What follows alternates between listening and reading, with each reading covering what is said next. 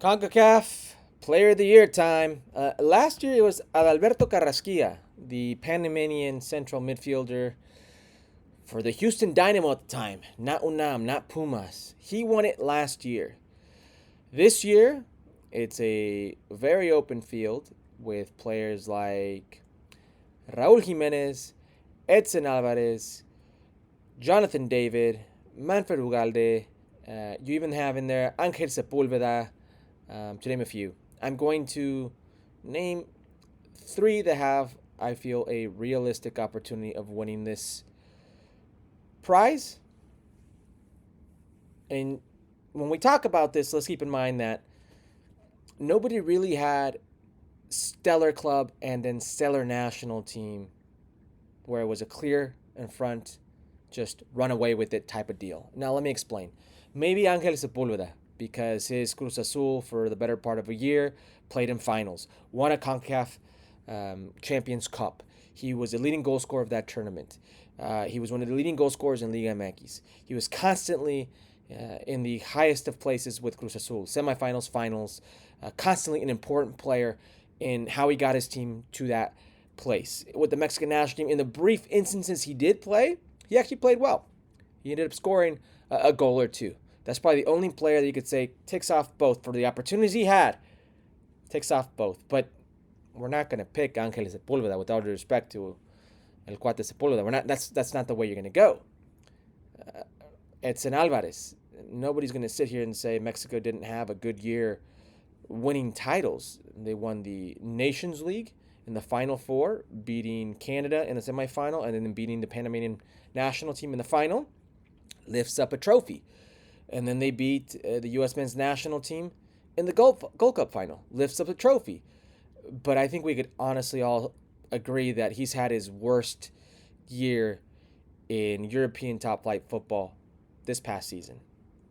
This past season was abysmal with West Ham. He was actually so bad he was used as a scapegoat multiple times with multiple coaches. He was called out for his discipline issues with David Moyes. He didn't play very well under Graham Potter. He was pretty much deemed surplus. So it wasn't the greatest of years in club football. Raul Jimenez. Raul Jimenez was very impressive in the Nations League and scored in the final against the U.S. men's national team. He didn't have the greatest of Gold Cups, but he did score in the final. He ended up losing his position in the end to Rodrigo, the Brazilian 9 at Fulham. He's no longer a starter there. He ends up their leading goal scorer, but it wasn't per se his best year, even though he had a good year. The way he left at the end of Fulham, well, there was a bit of an asterisk there. He's my second pick. He is my sentimental pick. I want Raul to always do well. I think it's a hell of a story. But when I think CONCACAF's best player, I think Jonathan David. And I know you're going to say, well, Canada didn't really win much. Canada, what did Canada do? That's fair. We got to keep in mind, Canada got to some places. They placed in a bunch of things. And Canada went out in I would say, abysmal fashion to Guatemala in the Gold Cup. But if you look at what he did domestically, or I should say in France, internationally, in Europe, it was one of the best campaigns by an American ever. I'm sorry, I shouldn't say American. By a Canadian, by a CONCACAF player ever.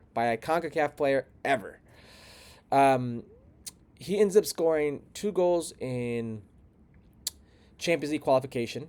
Okay, Fenerbahce and somebody else. And then he ends up scoring goals.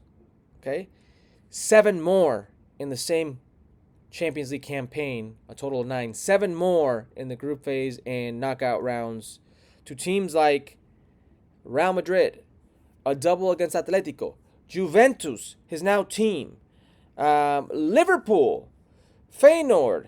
He scored against Dortmund. He was everywhere. He was also one of the top goal scorers in Ligue 1. He was also one of those guys consistently putting the ball in the back of the net and getting assists as well. He was a playmaker for Lille. And he leaves Lille this last season as their all-time leading goal scorer in the club's history. He goes on a record transfer, I should say, a big transfer to Juventus. These 7 goals, because they're only going to give him 7. They don't want to give him the 2 for qualifying. The 7 goals are the highest tally by a CONCACAF player in the Champions League. Where's the best football in the world played? It's not the World Cup. It's not Copa America. It's not the Euros.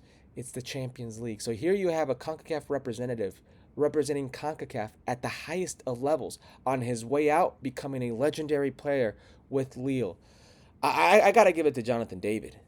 Not only do I think he's got the numbers to back it up, the individual play, the finishing in product, and facilitation, the assists are always there for him, but in terms of just talent, I also think he's the most talented of the bunch. He's the best 9 in CONCACAF. There is no more talented offensive player right now than Jonathan David.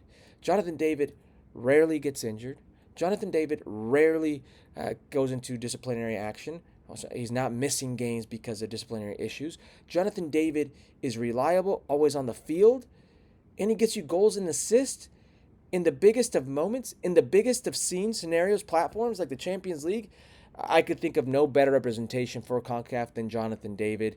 Jonathan David, number 1 in the CONCACAF Player of the Year voting for my liking. Raul Jimenez, number 2.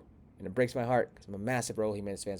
What he's done and what he continues to do is something else. But those are my 2 picks. Who would be number 3? I don't even know if I have a 3. Drop 1, 2, and 3 down below in the comments. Let me know what you think. Let me know if you agree on Jonathan David being CONCACAF's best player or somebody else. I didn't see Pulisic there.